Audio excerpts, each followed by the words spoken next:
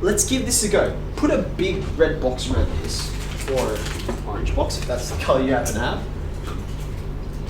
And let's see how this information can help us to unpack this series. 1 over 1 times 3. 1 over 1 times 3. That is this where k has a value of what? Just 1, right? Because that'll be 1 and then that'll be 3. Do you agree? So therefore, that first term, I'm just going to call this whole thing S for series. Okay? That first term of the series, I can rewrite as this. A half outside of 1 on k, that's the first one, minus 1 on k plus 2, that's the second one. Okay. Do you see that this, let me get another color. This is just another way of rewriting this. Is that okay? It doesn't look like it's better yet, but I'm hoping that some things will collapse just like we had over here. What will the next term be equal to? You tell me this time. There's still going to be a half out the front. 2 minus 1 over 4. Right? I'm just looking at this pair of numbers. Yes? Okay. Again, things don't still look like they're much of an improvement, but it's always important to get to that third term of the series because that's often where the magic actually happens. Let's have a look at this last one here that's written there. It'll be, again, a half outside of what? A third minus a fifth, right? Okay, I'm not done writing this line yet. I'm going to have to keep on going, but I want you to notice something that's useful that has happened. Do you notice something that's useful that's happened, that's emerged out of this line? Remember, I was hoping for some things to cancel, right? Do you see there's a third, well, a half of a third right there? It's positive. Do you notice that? Have a look at the first term that I wrote. Do you notice there's a minus a third there? There's a plus a third, there's a minus a third. These two things are just going to collapse, just like these guys collapsed. Do you remember that? Let me write one more term on the end. I don't need to, but it will help me sense the pattern and see what happens, see what emerges. So if I go a half, what will the next one be? A quarter? Take away a sixth. Okay, now what's going to happen? What's going to collapse? Yeah, this guy and this guy, right? So I'll label that in a slightly different way. Okay, so you can see if I keep going, if I keep progressing, this guy's going to be gone, this guy's going to be gone. I've already said this guy's gone, right? Because that's what got rid of this one. You can see a whole bunch of terms are just going to disappear. Is that okay? Let's keep going. Let's finish off this pattern. Dot, dot, dot.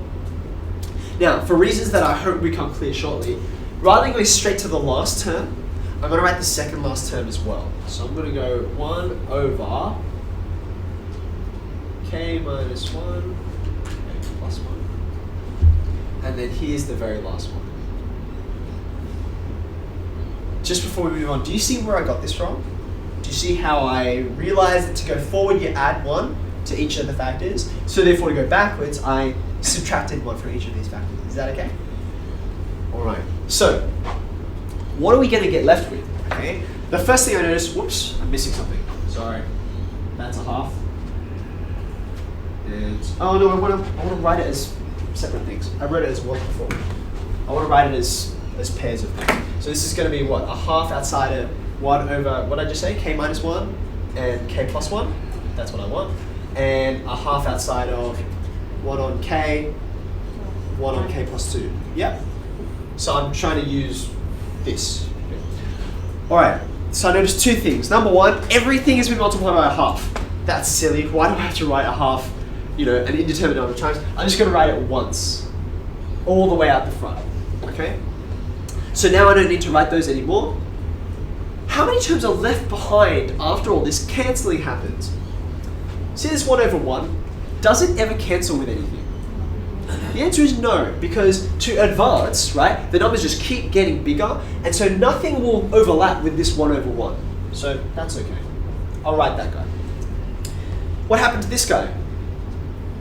He's gone. He's been cancelled, right? I'm just going to keep going. How about this? Does anything cancel with this? The answer is no, because the numbers keep getting bigger. I've already gone plus 2. Everything will be 3 and 5, 4 and 6, 5 and 7. I'm never going to come back. So I will have a half. Okay? But after that,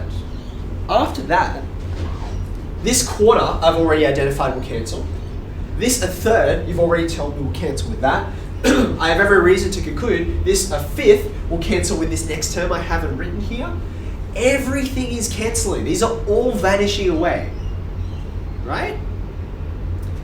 Except, now we get to this end of the series, right? We get to this end. Do you notice I had 2 terms at the beginning that were left over. They didn't pair with anyone. Okay? I can then infer there are going to be 2 terms on the end that are also going to be left over that won't pair with anything. What are the terms that will be left over? Maybe in fact I should have added not just the second last, but the third last term. What will be the term in here? I'll give you a clue. It starts with a half. Not much of a clue. What are the pair of fractions going to be? 1 over k minus 2 and 1 over k. Okay, so have a look with this. This guy will cancel with this one over here. Yeah?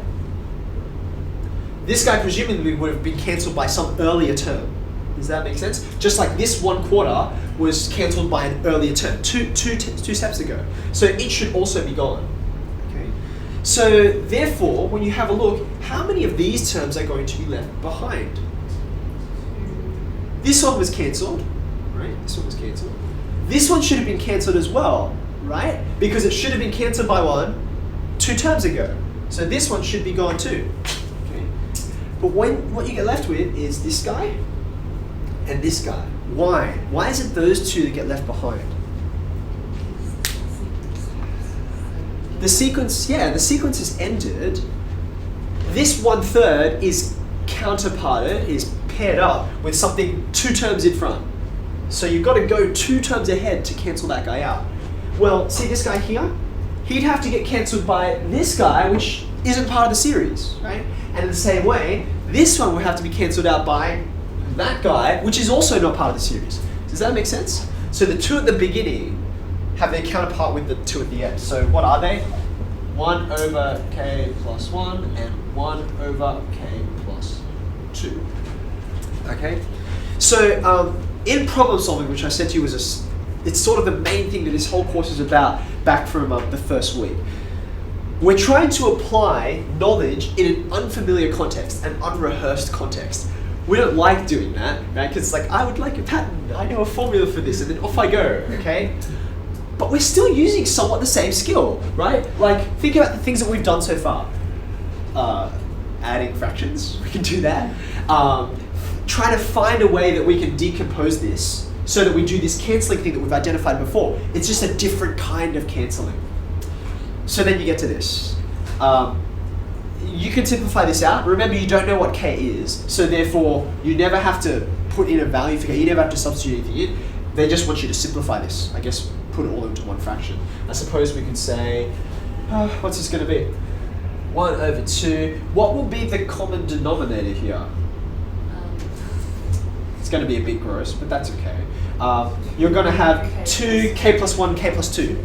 Is that right? 2k plus 1, k plus 2. So therefore, if I write a big denominator here, 2k plus 1, k plus 2, what do you have to multiply, say, these 2 together? Let's just write them as 3 over 2. What do you have to multiply this by to put on this denominator? You just have to multiply by k plus 1, k plus 2. You've already got the 2. Do you notice that? So therefore, this will be 3 lots of k plus 1, k plus 2. Okay. What will I have to multiply this by? 2 and the k plus 2. I've already got the k plus 1. So I'll write 2k plus 2. And then this last one, I'm going to have to multiply by 2k plus 1. There you go. You can go ahead and you can quickly verify. If you have a look at that, is that going to be 3 on 2?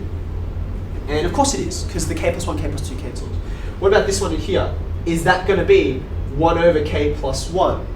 And you say, of course it is, because the 2's will cancel, and the k plus 2's will cancel, and you can go on. I have no idea what that numerator will be, but you can simplify that out, and there is your solution.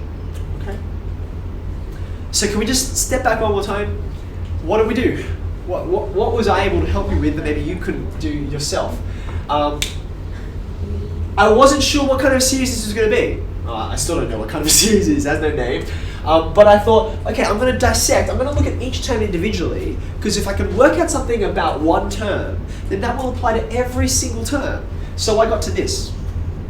Why did I think it might be useful to add or subtract fractions? What made me think that in the first place? Because it's already Say it again. Yeah. Because it's already adding up. Yeah, very good. If this is a series, you're adding up a bunch of things, then in order to get some cancelling, you should have addition or subtraction, right? If you can write a product, which is gross, in terms of sum or difference, then something will happen here, at least we hope, which is exactly what took place. I had to do some playing though, right? The first thing that I tried did not give me something that was immediately useful. It didn't give me something that I could just slot into the series. So I adjusted it, I sort of tweaked it a little bit until it was something that fit with what was already in the question. Okay. And then I just had to think about the series, and I had to be willing to write out a lot of terms just so I could see the pattern a little bit.